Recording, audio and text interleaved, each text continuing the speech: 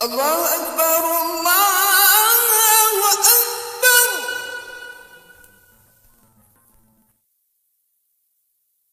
Allahu Akbar,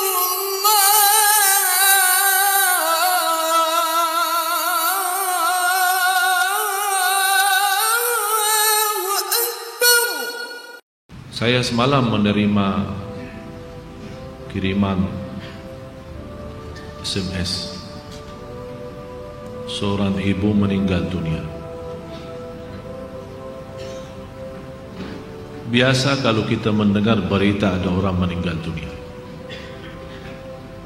karena kita semua akan menghadapi kematian. Tapi yang luar biasa, peristiwa yang terjadi saat dimakamkan.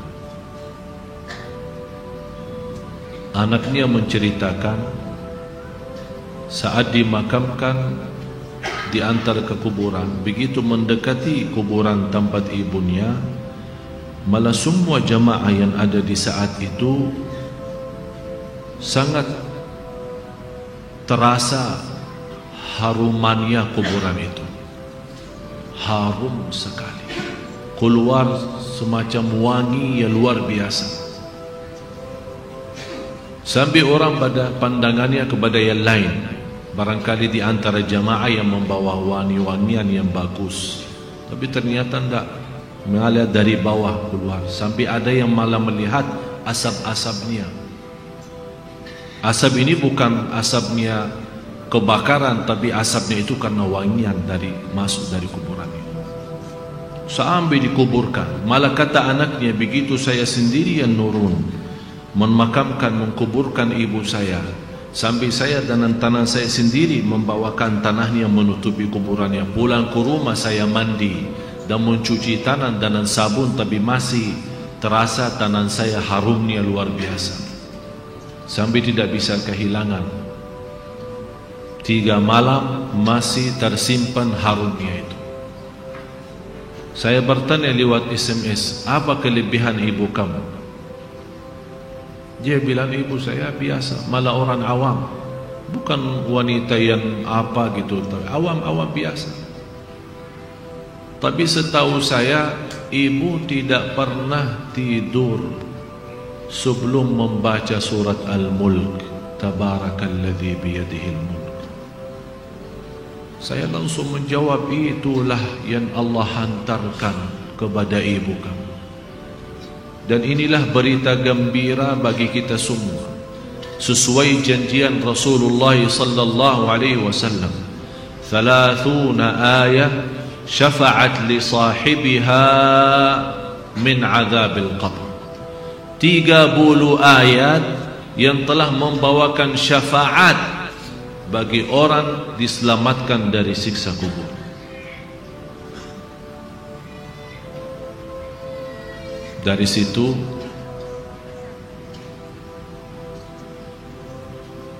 seperti kebiasaan, ambil wudu, saya witir duluan, kemudian tidur.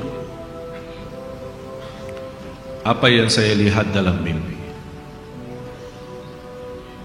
Bapak ibu yang saya lihat, diri saya sendiri di dalam kubur.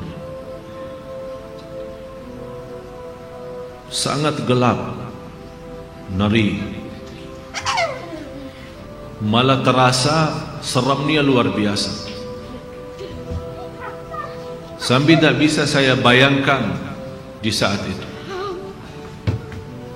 Tapi tiba-tiba sampai saya di situ merasa ketakutan dan kesepian, muncul sebuah cahaya di dalam kubur sendiri itu, dan saya berteriak, siapa kamu yang membawa cahaya itu?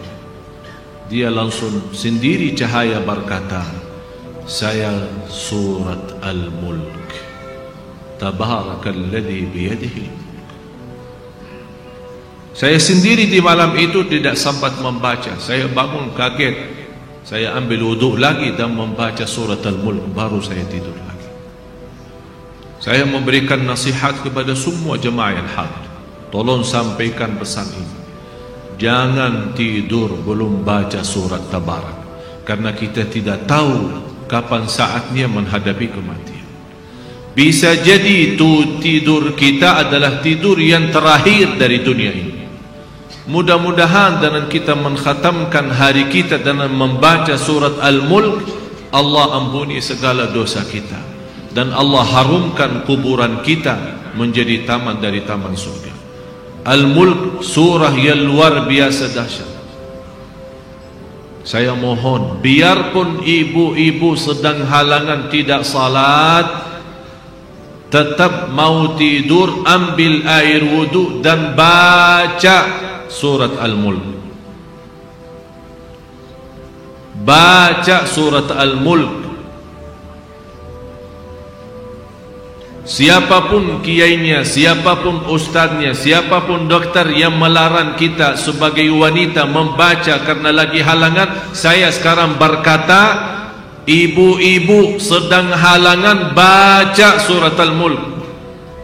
Karena saat kematian tidak akan bisa membedakan kita lagi suci atau lagi halangan, mati-mati. Dan Allah Maha tahu niat kita. Dan lebih baik saat kita membaca sedang halangan, jangan megang Al-Quran langsung, menyentuh Al-Quran langsung, sebagaimana saya jelaskan, bagi sarung tangan atau bagi HP kita. HP kita yang isinya Al-Quran, buka surat Al-Mulk di HP kita dan kita baca. Karena di situ anda bukan megang Quran tapi megang HP. Begitulah kita rasakan. Kalau ya Allah, seandainya engkau mencabut nyawa saya di malam ini, saya sedang halangan, tapi ya Allah, saya membaca surat Al-Mulk. Niatkan, diselamatkan ya Allah dari siksa kubur. Dan harus kita yakini, kita di umur kita di dunia kubur jauh lebih panjang daripada umur kita di dunia. Bisa malah ratusan tahun. Ada yang sudah di alam kubur 1000 tahun. Ada yang lebih. Kira-kira bisa terbayang 1000 tahun. Apalagi ummah yang terdahulu. Oleh karena itu jamaah sekalian, waspadalah, berhati-hatilah. Marilah kita sama-sama menjaga kebaikan itu. Karena sungguh inna rahmatallahi qaribun minal muhsinin. Sungguh rahmat Allah sangat dekat bagi orang yang berbuat baik. Sangat jarak kita menuju ke akhirat sangat dekat, sangat dekat. Malah jauh lebih dekat daripada rencana kita besok. Jarak kita ke akhirat, jarak kita masuk kubur jauh lebih dekat daripada rencana kita besok. Malah kematian itu jauh lebih mendadak dan lebih cepat daripada kita mengambil suapan makanan. Belum kita sampai menantarkan, membawakan suap makanan sampai ke mulut kita, sudah dicabut nyawa kita. Jauh lebih cepat itu. Oleh karena itu marilah kita sama-sama semua kita punya salah, punya kekurangan. Apa yang kita senang melihat nanti di hari kiamat, jangan perbuat. Apa yang kita ingin ketemu nanti di hari kiamat, silahkan. Apa yang kita takut dan malu dilihatkan oleh Allah nanti di hari kiamat, jangan berbuat. Dan apapun yang kita tulis, senang kita ditunjukkan oleh Allah, silahkan tuliskan. Kalau kita malu dilihat nanti oleh umat manusia dan dilihat oleh para malaikat yang menjadi saksi, jangan tulis macam-macam. Apalagi sekarang terlalu gampang dosa tulisan itu, gampang sekali. Dan HP yang sekarang ada, malah sudah kita megang menjadi tasbih kita, mengganti tasbih. HP, BlackBerry, WhatsApp, SMS, lain-lain. Saya setiap hari hampir terima 100 SMS. Ada yang bertanya, ada yang macam-macam. Dan hanya saya yang balas, ya Allah doakan, jangan menjadi titik tulisannya SMS ini menjadi beban nanti di hari kiamat. Ya Allah ampunilah mereka semua. Itu yang saya doakan. Walaupun saya tidak balas berdoa, tapi Allah yang Maha tahu apa yang saya doakan untuk orang yang kirim SMS atau WhatsApp atau apa saja. Oleh karena itu jamaah sekalian, hati-hati. Bukan masalah sama saya, tapi masalah kita sama Allah.